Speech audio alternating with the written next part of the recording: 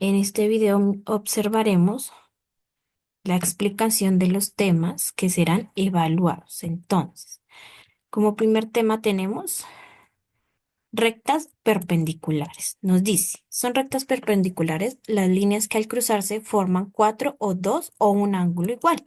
Tenemos los siguientes ejemplos. Entonces, en este caso tenemos dos líneas rectas que se unen, tienen un punto en común y tienen dos ángulos iguales. Este ejemplo, estos cuatro ejemplos que tenemos acá, son líneas rectas que se unen, tienen un punto en común, ¿cierto? Y cada ejemplo forma cuatro ángulos iguales. Y por último tenemos este ejemplo que son dos líneas rectas, se unen en un punto en común y solo tienen un ángulo. Estos de acá son ejemplos de líneas perpendiculares en diferente dirección que se unen. Vamos ahora con el practiquemos. Dice, construya la recta perpendicular al segmento que pasa por el punto sin marcar. Nos dan un segmento. Recordemos que un segmento es una línea que tiene punto de inicio, punto final. Nos piden que debemos de cruzar un segmento, trazar un segmento por el punto que nos dan. De esta forma, tendremos unas líneas perpendiculares. Ese es el primero. En el segundo queda de la siguiente forma. Trazamos la línea la línea recta en el segmento que nos dan y tenemos líneas perpendiculares. El tercero y por último el cuarto. En todos los casos son líneas rectas que tienen un punto en común y que forman cuatro ángulos iguales. Ahora vamos con plano cartesiano. Entonces, nos dice, el plano cartesiano son dos rectas numéricas perpendiculares, una horizontal y la otra vertical, que se cortan en un punto llamado origen o punto cero. Entonces tenemos eje horizontal o X, que acá lo tenemos de azul, eje vertical o Y, que lo tenemos de rojo, el punto de origen y las coordenadas, que son la pareja de números que debemos de ubicar en nuestro plano cartesiano. Recuerden siempre que primero es eje horizontal o X y luego eje vertical o Y. Siempre ubicamos primero a X. Entonces, en este caso, ubicamos primero a 3, coordenada 3, con 5 y luego los unimos. Vamos a ver más ejemplos. Tenemos acá un plano cartesiano. Tenemos unas coordenadas con unas letras en mayúscula. Ese son el nombre de cada una de las coordenadas. Entonces las vamos a hallar. La primera que nos dan, recuerden siempre ubicar primero a X y luego a Y. La primera que nos dan es 3, 3 en X y 7 en Y. Esa coordenada tiene el nombre de E. E. La siguiente es 7 en X y 3 en Y. F. La siguiente es 2 en X y pues cero en Y, entonces esa no la ubicamos, solamente tenemos acá el 2 en X.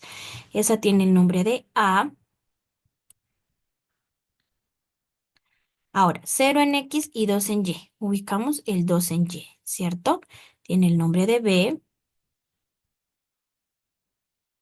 La siguiente es 4 en X y 2 en Y. Tiene el nombre de H.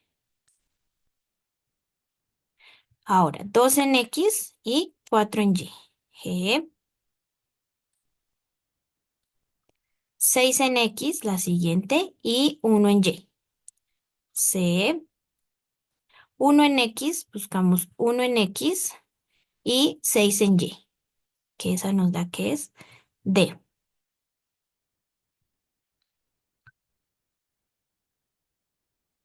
1 en X ahora, que lo ponemos con color verdecito porque ya lo teníamos subrayado, y 3 en Y. Esa es la coordenada I. Y la última que tenemos es 3 en X, que igual ya la tenemos, entonces le colocamos un color verdecito para observarla, y 1 en Y, que es la coordenada J. J. Listo. De esa forma nosotros ubicamos coordenadas en el plano cartesiano. El siguiente tema es ángulos. Entonces, nos dice, cuando dos semirrectas tienen el mismo punto de origen, a la abertura formada entre ellas se le denomina ángulo. Estas son las partes de nuestro ángulo. Lado inicial, lado final, el vértice, que es el punto que las une a las dos líneas rectas, y la abertura que hay entre las dos líneas. Entonces, clasificación de ángulos. La unidad que utilizamos para medir ángulos se llama grados, que es lo que encontramos en nuestro transportador o graduador. El espacio comprendido entre el lado inicial y lado final recibe el nombre de amplitud. Nosotros podemos clasificar los ángulos según su amplitud. Acá les doy un ejemplo recordándoles cómo se debe medir un ángulo. Recuerden que el vértice siempre tiene que coincidir con nuestro lado central de nuestro graduador, el lado inicial con el grado cero y ya de esa forma medimos el lado final según los grados que queremos nuestro ángulo que lo necesitemos. Teniendo en cuenta eso, según la amplitud de los ángulos se clasifican. Entonces, por ejemplo, tenemos el nulo, es el ángulo que mide 0 grados, el agudo es el ángulo que mide menos de 90 grados, el recto es el ángulo que mide más de 90 grados, el convexo, que es el ángulo que mide menos de 180 grados, el llano es el ángulo que mide 180 grados. El cóncavo es el ángulo que mide más de 180 grados. Y por último tenemos el ángulo completo, que es el que nos da el círculo completo, el completo. Listo, chicos. Con esto terminamos nuestra explicación. Muchas gracias por su atención. Espero todo les vaya muy bien en la evaluación.